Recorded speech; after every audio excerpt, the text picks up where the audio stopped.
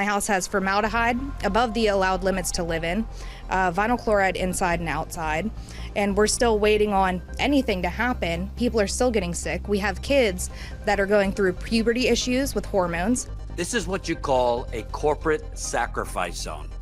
And because corporations now own our media, that's why they're a sacrifice zone. Hey, it's Jordan. I am in Flint, Michigan, East Palestine, Ohio, Tumwa, Iowa. Please support the only independent outlet on the ground covering what the corporate media covers up. Hey, it's Jordan with Status Coup. Today marks a solemn, tragic day, the second anniversary of the Norfolk Southern train derailment over East Palestine, Ohio, and Western Pennsylvania. You all remember that horrible, horrible plume that sent a toxic mushroom cloud definitely over Ohio, Pennsylvania, and according to toxicologists I've spoken to, as far as 8 other states, including Canada. We will have reporting and coverage later. I'll be speaking with an attorney who has launched a new class action lawsuit against Norfolk Southern alleging wrongful death related to the toxic train derailment and chemical nuking. But I want to show you a chemical nuking of journalism, air quotes on the journalism, because CNN, what I'm about to show you, is exactly why we have these environmental disasters and corporate sacrifice zones continuing to happen over and over and over again, because the media lies, the media whitewashes, the media minimizes, and the media pretends everything's just fine. Nobody's sick. It's all in people's heads. People are sick in East Palestine, as Status Coup has led the way covering. We've been there 8 times on the ground in 2 years. Let me show you this clip from CNN. Tell me if something seems wrong here. Vice President Vance on his way right now to East Palestine, Ohio, on the 2-year anniversary of the toxic train derailment. I'll speak to someone who lived through the disaster in his one message this morning to Norfolk Southern. A new lawsuit filed against Norfolk Southern alleges for the first time that people died because of the train derailment in East Palestine, Ohio, that happened 2 years ago today. 38 cars derailed, sparking a massive fire that took days to get under control. The lawsuit includes 7 wrongful death claims, including that of a newborn baby, as well as allegations that Norfolk Southern and its contractors botched the cleanup and that government agencies failed to warn people of the health risks. Now, that report comes as Vice President J.D. Vance and new EPA Chief Lee Zeldin are heading to East Palestine right now. So if you just happen to be a non-political diehard, if you happen to be someone who hasn't paid attention to what happened in East Palestine, you might think, oh, this just seems like, bad government. Government just kind of screwed the poodle, screwed the pooch here. Incompetence, didn't care enough, whatever. Only everything that anchor, that handsome young devil said is pretty much a lie, or completely removing, whitewashing crucial information. Let's go down the list. The train derailment, 38 cars derailed, sparking a massive fire. Well, you kind of left out the fact that it wasn't just a train derailment. After the fact, 3 days later, so 3 days from now, we'll be noting the anniversary of the completely unnecessary chemical detonation of 5 cars of toxic vinyl chloride. It wasn't just a train derailment on February 3rd, 2023. Yes, that created a massive inferno, which people would, inhale all this stuff. But that is not why, the full reason that at this point, who knows, thousands of people are sick in the Midwest, Ohio, Pennsylvania, and beyond. It's that Norfolk Southern unnecessarily, it's already been shown by the National Transportation Board, unnecessarily and intentionally detonated 5 cars. Those 5 cars were carrying 1.1 million pounds. Let me repeat, 1.1 million pounds of toxic vinyl chloride. Vinyl chloride, when it combusts, it becomes a whole lot of other toxic chemicals, as we've reported. When it's released into the air, we're talking hydrochloric acid, carbon dioxide, formaldehyde. You also had the creation of dioxins from that combustion, which are some of the most toxic compounds, chemical compounds on Earth. We've seen communities, Times Beach, Missouri is one of them, be evacuated because of dioxin contamination. Times Beach, Missouri had a dioxin disaster. It's a ghost town now. Everyone was evacuated. This was back in the 1980s, I believe. So it wasn't just a derailment, but CNN fails to mention it was the unnecessary chemical nuking 3 days after the derailment. So it wasn't the derailment by itself. Not just CNN. All outlets seem to whitewash that fact that a multi-billion-dollar company that has bought off all the politicians, in my view, criminally and illegally blew up 5 cars of toxic chemicals, creating a mushroom cloud over the deindustrialized Midwest. Also, they could reopen the train sooner.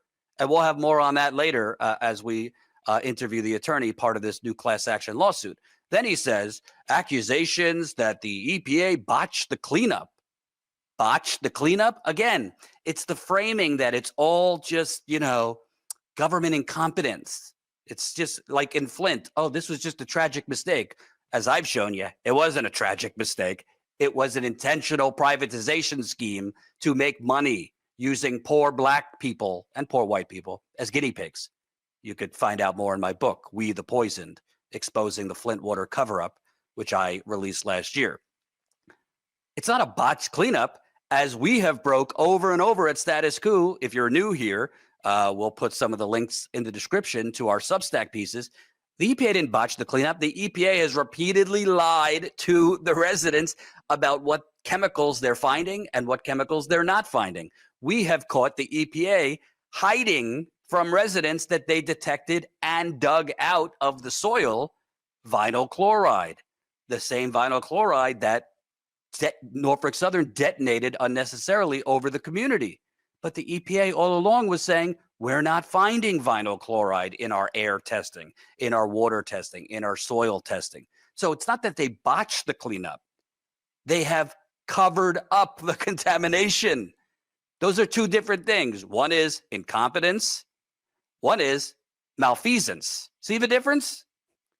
They didn't botch the cleanup. They have lied to the public. We have broken that the EPA hid the detection of vinyl chloride. We have broken that the EPA, we got audio of an EPA official admitting Norfolk Southern lied to the residents after this derailment and chemical nuking, the detonation of the chemicals, lied to them that the air was safe. We broke those stories. CNN, other mainstream media, crickets. Didn't report it, didn't cover what we broke. How do you ignore that the government agency, and this was not under Trump, this was under Biden. So the EPA has been plenty corrupt under Democrats, Republicans, doesn't matter. How do you just leave that out? You ignore that there's audio with EPA officials admitting, yeah, we found the vinyl chloride. We just didn't notify the public because it was low levels, which experts dispute, by the way, what low levels of vinyl chloride are. Norfolk Southern, they shouldn't have said that. That wasn't true, that the air was safe, which residents relied on and trusted in order to come home with their kids, pets, etc. It's just beyond the pale. Another thing he said, government agencies failed to warn people. Again, it's not that the government agencies failed to warn people. It's the government agencies lied to people about the true nature of the chemical contamination between the vinyl chloride, formaldehyde, carbon dioxide, dioxins, benzenes. Independent testers, and we've seen this in Flint and elsewhere, when the EPA and government agencies test, magically they find everything is within their normal limits, which, by the way, those limits they create are bullshit standards, mostly created in deference to chemical lobbyists and heavy metal lobbyists, heavy metal industry, chemical industry. But when independent testers test, magically they find much higher levels of chemical contamination. You see how that works? When it's independent testers testing that are not on the government payroll? Shocking, shocking, shocking. Now, the other thing that he did not mention which is kind of a big detail, there is widespread sickness all over this community in East Palestine, in Western Pennsylvania, because this was right between the border of Ohio and Pennsylvania. We have done interview after interview, talked to resident after resident. The list is too long to even write. I will show you some of the illnesses people are having, not right after the derailment and chemical detonation, are having still 2 years later. Let me repeat, 2 years later. I just did a tweet thread this morning. I'll just read it to you. So you know, this is a chemical petri dish. People should be evacuated. But because we live in a country where it's basically been normalized to just, chemical detonation, railroad with, all these chemicals detonates, everything's safe, move on. I wrote, as VP Vance speaks in East Palestine on the second anniversary of the train derailment, unnecessary chemical detonation. Here's the truth rather than the media's regurgitation of EPA Norfolk Southern lies. East Palestine, Pennsylvania is still a chemical petri dish and corporate sacrifice zone. Contrary to the media's lies, residents in East Palestine and Western Pennsylvania are sick, despite misleading claims they're not. Previously healthy residents I've spoken to in East Palestine, Western Pennsylvania for 2 years have a long list of health issues, including upper respiratory issues, eye irritation similar to pink eye, lip, tongue tingling, bloody noses, chemical burns inside the mouth and on the lips, migraines, fatigue, irregular menstrual cycles for women, premature menstrual cycles for young girls. I have a clip that I'll show you in a minute. Increasing dementia diagnosis for people under the age of 60. Memory and cognitive issues. There has been an increase in the area in cancers, including a man I interviewed who had double breast cancer soon after the derailment and chemical detonation. Very rare in men to have double breast cancer. Seizures, strokes, kidney issues, blood in urine and stool, eye pain, burning eyes, red eyes, blurred vision, headaches, feeling delirious, dizziness, hair loss, burning scalp, early puberty in boys, depression, anxiety, and PTSD. This is just a partial list. Did you hear one of those symptoms related? Just one. In that segment, in that preview? No. They didn't even mention that residents are sick. It's like the Twilight Zone. And I've been there 3 times, all of them last year. And every time I was there, I got sick. I got splitting headaches. We were in one couple's home. We were doing an interview. We asked them to turn off their fan and air purifier, which obviously they have on because of the chemical contamination. I hated to ask, but it was, the audio was bad because of the purifier and the fan.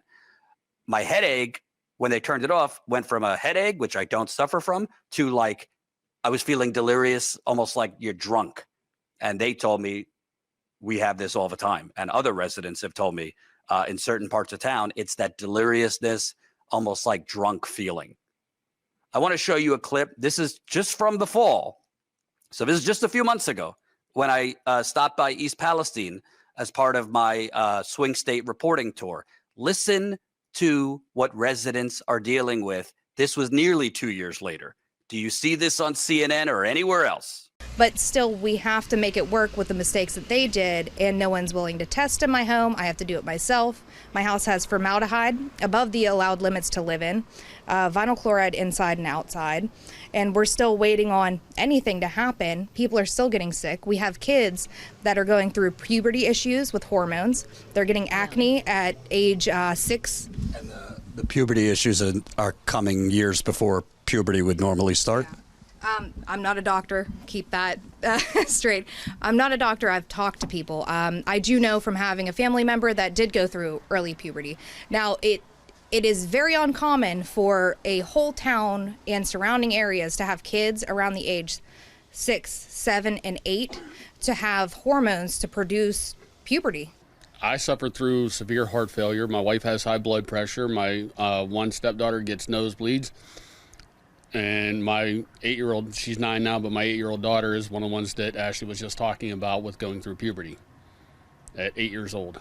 Were you and your wife and your kids having these issues before the derailment detonation? Absolutely not. We were perfectly fine. Since this has happened, I've been unable to work. Like I said, my wife, she had like stroke level high blood pressure. My heart, it grew to double the size. My ejection fraction went down to 16%. To get too personal, but you mentioned your 8-year-old daughter is now developing puberty in terms of her a cycle, or? She's had multiple. We actually just went to a doctor about a month ago or so. She actually had got an injection she has to get every 3 months for a while just to pause it. This is what you call a corporate sacrifice zone. And because corporations now own our media, that's why they're a sacrifice zone. Because the media comes in and out, they cover it once the disaster and the flames start, then they go away and they return maybe on an anniversary, and they just regurgitate the lies and the bullshit coming from the EPA and other government agencies to completely minimize, whitewash, and bury it. These residents are sick. This is not anecdotal. It's not because I got sick. It's because I talk to them all the time. And it's hard to keep up because now every other week, every month, there's another East Palestine, all different circumstances. We're going to be on the ground reporting this week in Northern California. My colleague Tina Desiree Berg is going to be on the ground for us covering the aftermath of that horrific toxic lithium battery plant fire that is sickening folks in the salad bowl of America, the Northern California, Monterey County, Salinas Valley area, which affects all of us because 70% of our produce, our greens in particular, vegetables, are farmed there. You see much of that in the news? So shame on CNN, shame on the rest of the media for literally lying by omission through this journalism. If you want actual journalism that doesn't cover these stories just at the beginning and then leaves, stays on these stories repeatedly. We've been to East Palestine 8 times in 2 years. Please support Status Coup. $5 a month.